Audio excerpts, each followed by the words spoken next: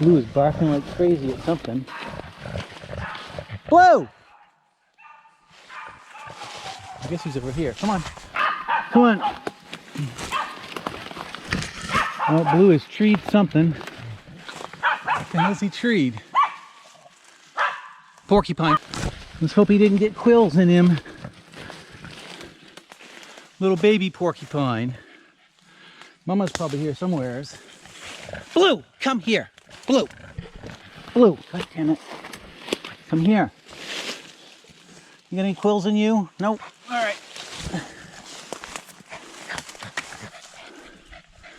Little porcupine, we're gonna let you be. Cute little thing. Boy, I'm so glad I got Flash on the leash today, because last time Flash tangled with a porcupine, it cost me like $1,000 to get the quills pulled out of him. Hey, little buddy. Don't know where his mama is. All right, come on. Come on out of there. Greetings, peeps. Exciting to tell you that the eyewitness that I interviewed about a week ago had another encounter. And this time he had the encounter with his sister and a friend. I just got done doing the interview. It might be up tonight. If not, you'll have to wait a couple days.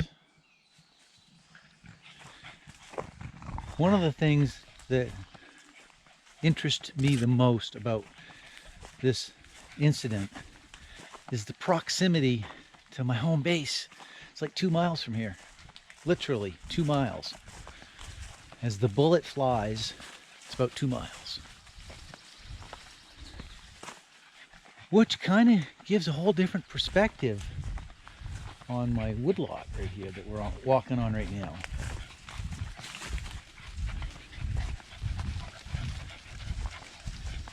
So my plan, see, my woodlot,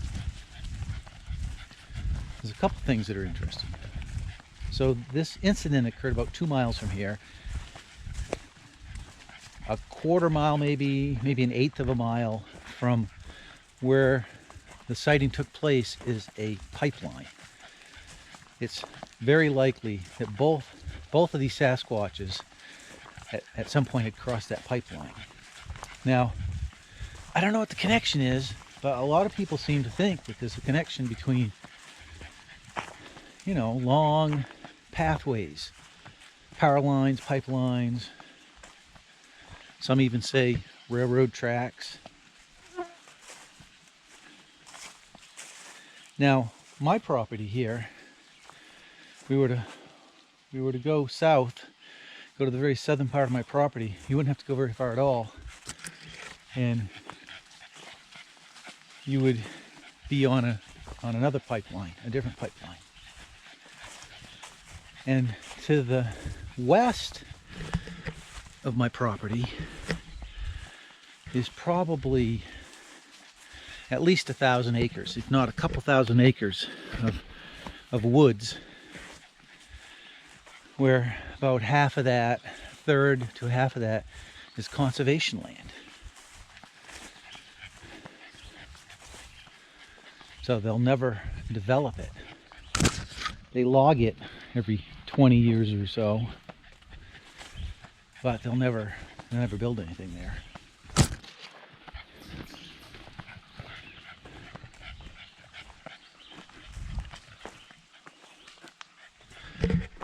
Come on, Mr. Blue. Come on, Mr. Blue. You Sasquatch, Scottish Highland ogre hunting hound. Alright guys, this way. I haven't used this trail in a while. I'm gonna have to come up here with a chainsaw and swath it out. But my plan is to take advantage of this acreage right here. It's heavily wooded. There's a lot of oak and beech. All kinds of critters roam through here. There's a brook A couple beaver ponds to the far end of it. I'm gonna set up a camping spot down here. So myself and Lady Kay and the pups will come down here and spend the night. And I've got a kind of like a parabolic metal reflector that I'm going to position facing west, facing in the direction of the conservation land, which would be in this direction right here. And I'm going to put my zoom recorder in there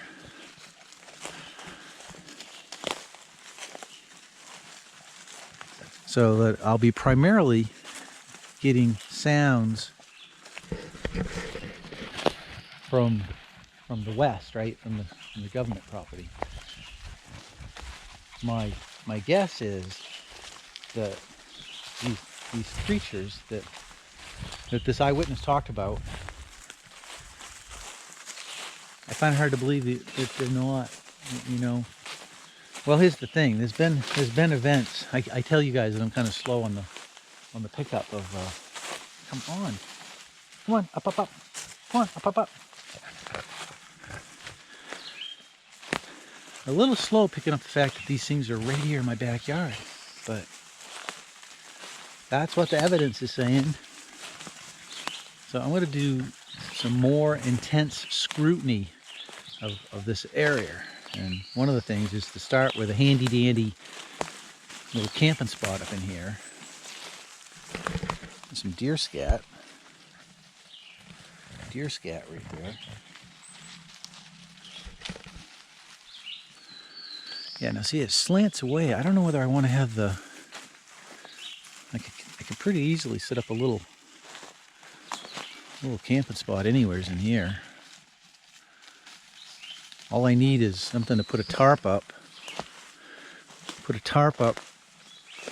Protect against the rain.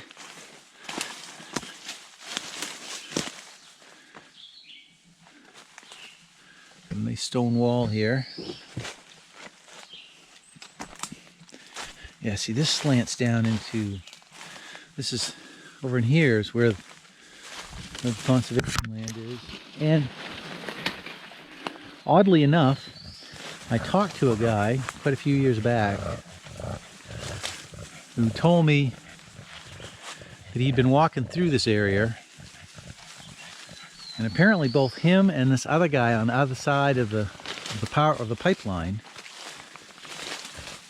saw barefoot footprints in the snow.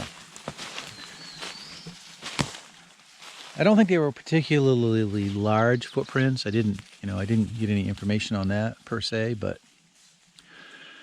they found it odd that this one guy I talked to tracked them for like a half a mile. Like, he followed them down through the woods, and it was, barefoot footprints in the snow. And he talked to somebody else that had also seen these tracks up like a mile from here, when they crossed the pipeline. And today, when I talked to the eyewitness, not only did the eyewitness and two of his friends, or one of his friends and his sister, see this second Sasquatch that he saw, they talked to their neighbor. Their neighbor's recently passed, but they talked to their neighbor's son, I guess, or nephew. And apparently he had received a text from his uncle, from the guy that had recently passed, but when he was still alive, something about not to go out back of their house at night or he might see a Bigfoot. And apparently this guy, a couple years ago or last year or something, saw tracks. I think they said in the fall, not sure. I'm guessing that these may have been tracks in the snow, but who knows, maybe they're tracks in mud.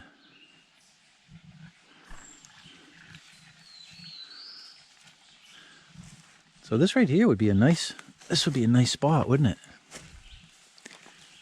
I would prefer to be under an oak tree, and that's a maple. But there's a cleared out spot right here. I wouldn't have to do anything.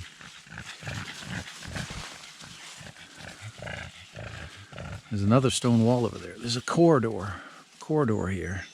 This used to be 150 years ago. There was a telephone line that ran through here. I know that because back when I was a kid, you could still find telephone poles in here with the glass. Remember the glass insulators? Come on, Mr. Blue.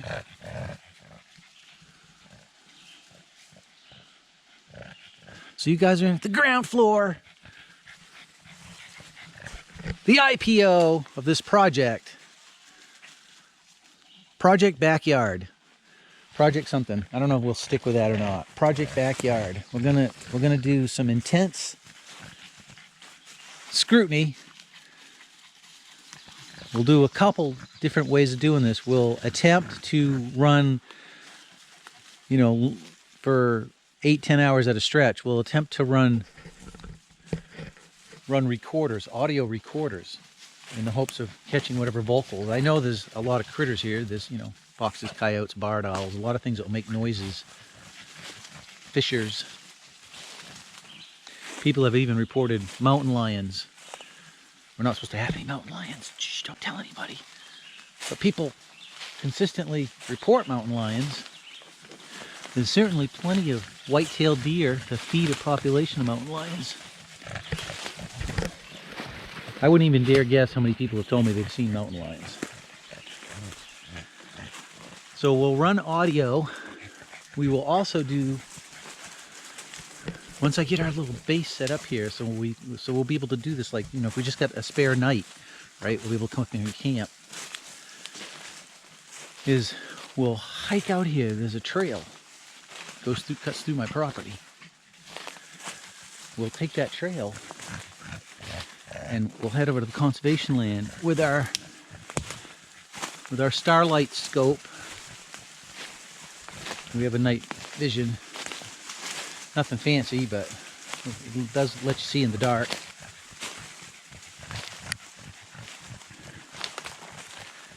And then we'll try gifting. We'll leave some gifts and see what that does. I think that's our spot. I think I like that spot. It's a little closer to the trail than I would prefer. Not this trail, but this trail down here.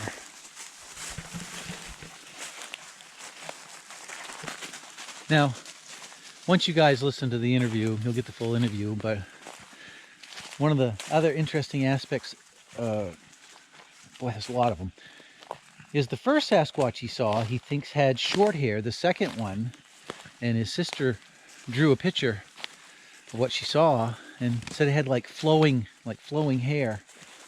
It went from a bipedal to a quadrupedal stance. And I think in the video he puts his hands, he said it went low enough because it was in the middle of the road, or somewhere in the road. It went low enough that he said you couldn't see under it. Like it just flattened itself. I think his quote was that it was as if it was climbing a wall. It was going down the road as if the road was a wall. Which is very similar to people reporting the spider walking that the Sasquatches do. Now, the drawing that Bobby gave me, he did it, just sketched it out real quick. Didn't put a lot of time into it. I found it interesting that he did focus on the head. I questioned about that. He said it didn't have a head like we did. The first one he saw had a pointier head, kind of cone-shaped head. You see these consistencies. You do. You see the behaviors, physical descriptions. You see them over and over again. Come here, little man. Good boy. Now, a reasonable person would look at that and say, hey, you've got this data set that keeps repeating certain aspects of the data set. Would most likely point to the veracity of the data, that the data is legit, right? If people were just making it up off the cuff, you'd expect a high amount of variability. You wouldn't expect to get consistent characteristics. I wouldn't think. I mean, it'd be all over the board, right? Yeah, see, this is the trail I don't want to be too close to, because there's a possibility a four-wheeler could come down through here at night. It's not used very much. As you can see, come on, Luna! Luna! Good girl. As you can see, there's no shortage of critters around here, which is why I'll need a fence at night for the puppies, because I don't want to. All right, let's go. Come on. Don't want them getting into porcupines. I'm lucky that Blue found that porcupine as opposed to Flash. Blue, come on, come. This Flash would have attacked it. Blue doesn't have much killer instinct. He's a pacifist. You're a conscientious objector, aren't you, Blue? Come on, little man. I'm not leaving you for the porcupines.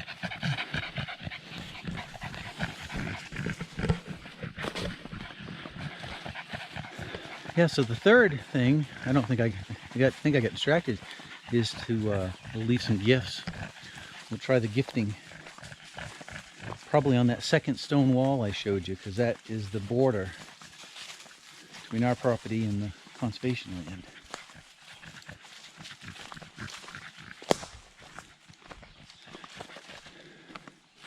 And we'll see what happens. I also plan on doing some recon down at the location where the eyewitnesses that I interviewed, where they saw the Sasquatches, because there's obviously something going on there. I'm hopeful that I'll get a chance to talk to the nephew of the guy that used to live there. We'll see if that happens or not.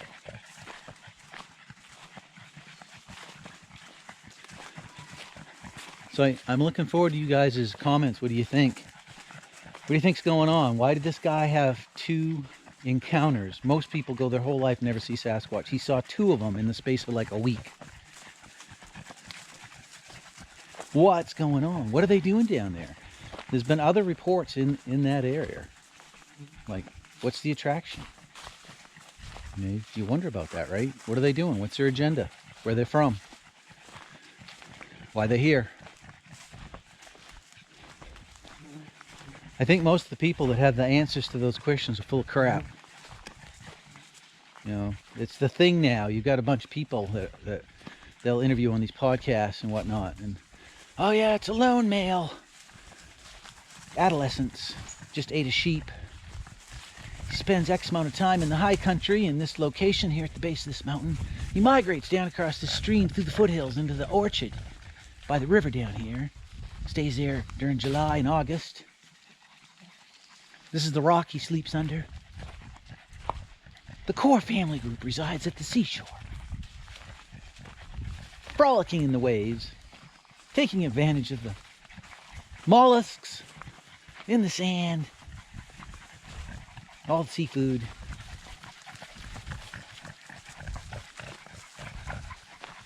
I think those guys are full of it. Nobody knows the answers to these things. We don't even know what the thing is. At best, we can draw conclusions, over the overall evidence that it seems to be peaceful, non-violent. It does behaviors that seem to indicate it has curiosity, and at times, some people take it, that it's being driven out of the forest. For what reason, we don't know, but there's no hard evidence that anyone's ever been injured by these things, let alone killed.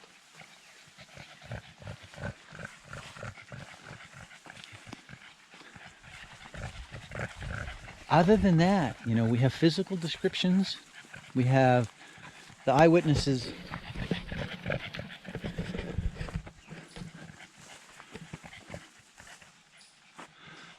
The eyewitnesses describing behavior. And that's it. I don't think we have enough data to make assumptions about their supposed migratory or non-migratory patterns. what the dynamics of family groups are. This is the type of information that you get when people go after a creature and they spend many hours observing it. You don't get that type of data set by going out into the forest for something that's so elusive. You're just not going to come up with all that information. But yeah, I look forward to see you guys' comments on this eyewitness interview I'm putting together. And I hope you enjoy it. Thanks for watching.